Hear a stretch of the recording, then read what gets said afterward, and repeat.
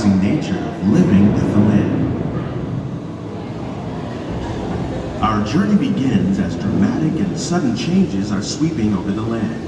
The approaching storm may seem violent and destructive to us, but to nature, it's a new beginning in the cycle of life.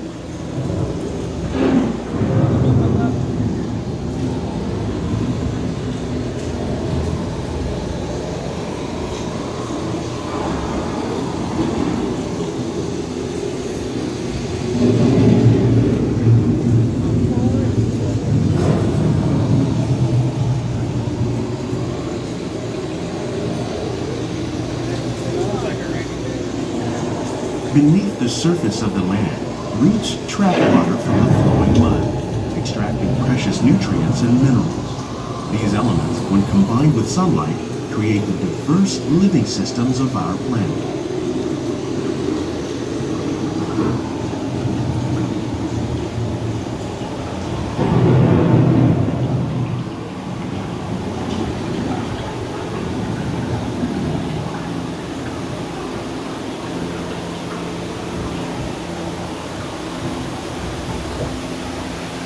One of those living systems is the rainforest, home to the most amazing concentration of life on our planet.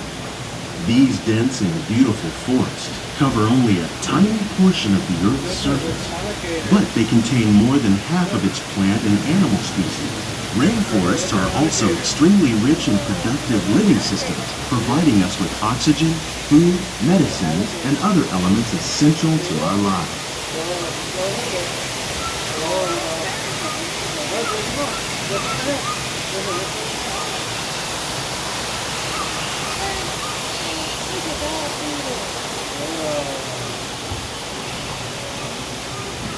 In the desert, nature has created a very different, but no less beautiful living system.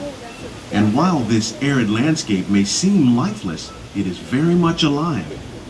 The plants and animals that have learned to survive in these harsh conditions make use of what little water they can find and avoid the scorching rays of the relentless sun.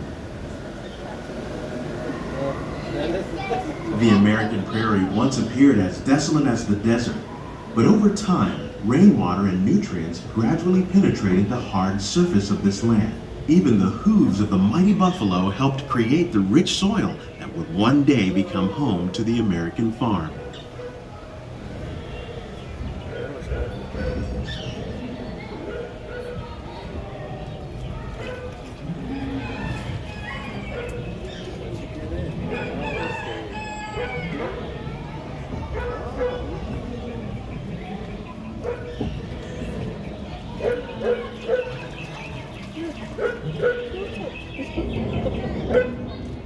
Of all the forces at work on the land, humans have had one of the most profound effects. The need to produce food for a growing world led to the enormous use and sometimes overuse of the land. In our search for more efficient ways to grow food, we often fail to realize the impact of our methods.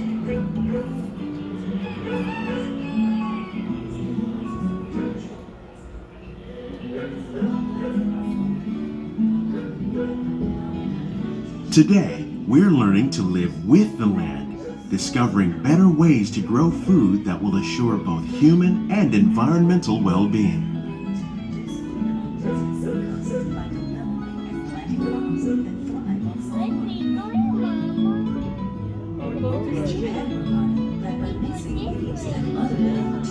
Our soil, we can make farmland more fertile without the need for chemicals. Here at Epcot, we're learning to reduce the need for chemical pesticides by breeding and using natural predators, like ladybugs and wasps, to control pests. In the farmlands across America, we're learning that by plowing under vegetation containing natural fertilizers, we can enrich the soil without the use of chemicals. In arid regions, we're learning to produce food on desert seacoasts by developing and planting crops that thrive on salt water. How will we meet tomorrow's growing needs for food production, yet still respect the needs of the land? Some of the answers are being discovered just ahead. To help us maintain these carefully controlled ecosystems, and for your safety, Please remain seated in your boat at all times. Please remain fully seated at all times. Parents, please prevent children.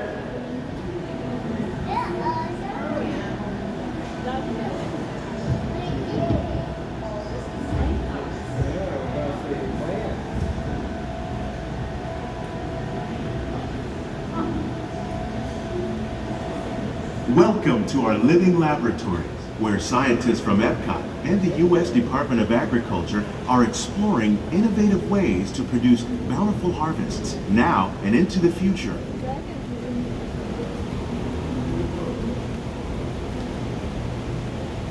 The tropics are home to the greatest diversity of plants on the planet. Many of these, like papaya, bananas, cacao, coffee, and rice, are well known around the world. These are just a few of the edible plants that have been an important source of nutrition for people living in the tropics. Many are rich in vitamins and minerals, while others are well adapted to growing in less than ideal conditions. Some, like the water lily, thrive in wet, swampy areas and waterways. All parts of this plant, even the flower petals, are edible. The starchy root of the plant has long been used to make flour for baking.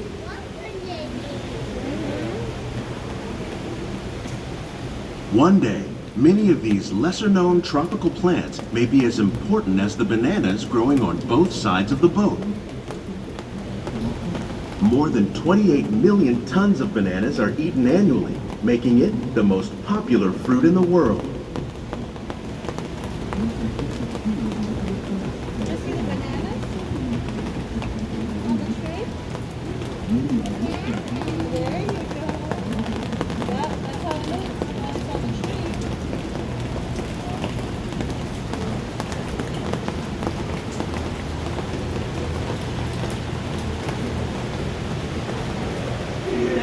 When we mention farming, you probably don't think of fish. But fish farming, or aquaculture, accounts for nearly half of all the seafood consumed globally. Tilapia, bass, and catfish, like the ones you see here, are three of the more popular crops raised by fish farmers.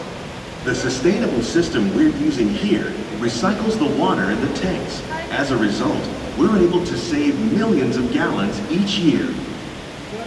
Our small fish farm produces nearly 5,000 pounds of fish each year to serve in restaurants around Walt Disney World. Innovations like this one can play an important role in our efforts to produce bountiful harvests and still protect natural resources. Anna's favorite.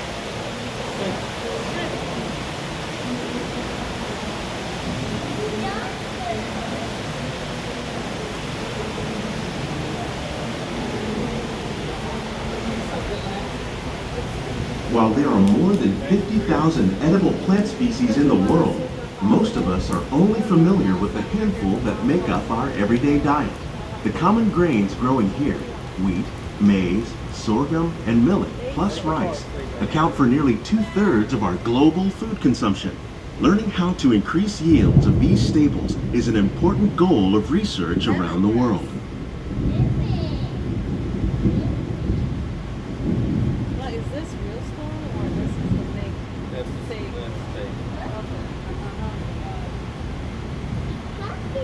These plants are definitely on their way up.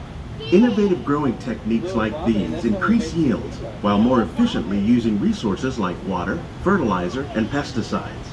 Another innovation at work here is our integrated pest management program. By populating our greenhouses with beneficial insects that prey on harmful pests like aphids and flies, we are significantly reducing our reliance on conventional pesticides. We're growing these crops using our nutrient film system. This technique precisely controls and recycles water and nutrients. With it, we can produce over 27,000 heads of lettuce a year in this one small area.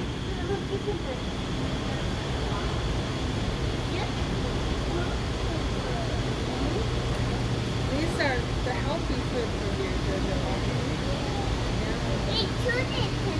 That's lettuce in there. It's like lettuce. Oh, bitter melon. Some of our best ideas have been inspired by nature, like these fruit and vegetable trees. By growing these ground plants vertically, we can increase yields and better control diseases. These crops taste as good as they look. In fact, we serve more than 15 tons of produce from our greenhouses in restaurants here at the land every year.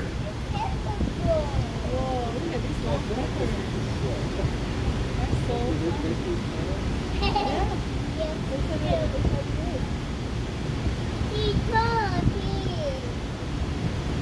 What cucumber? Because you see every one.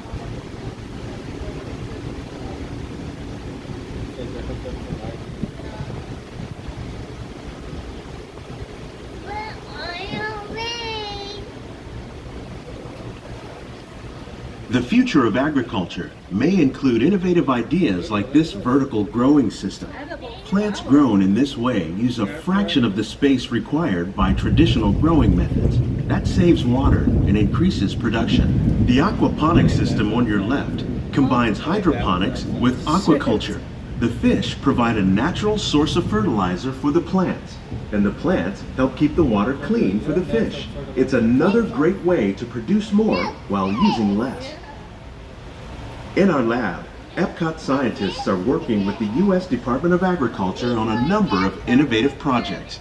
The goal of these efforts is to produce higher yielding and better quality plants.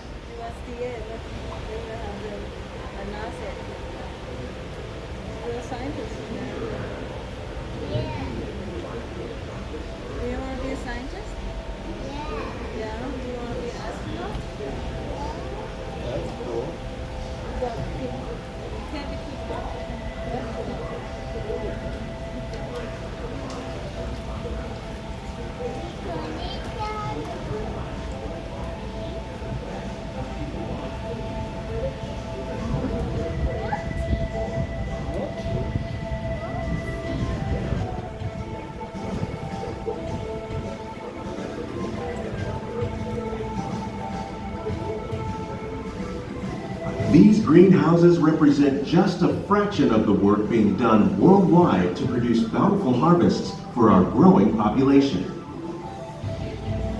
Scientists, farmers, and even backyard gardeners are doing their part to improve the quantity and quality of foods that we all rely upon. Together, we can continue to find more ways to increase food production and protect our precious natural environment. Only then will we truly be living with the land.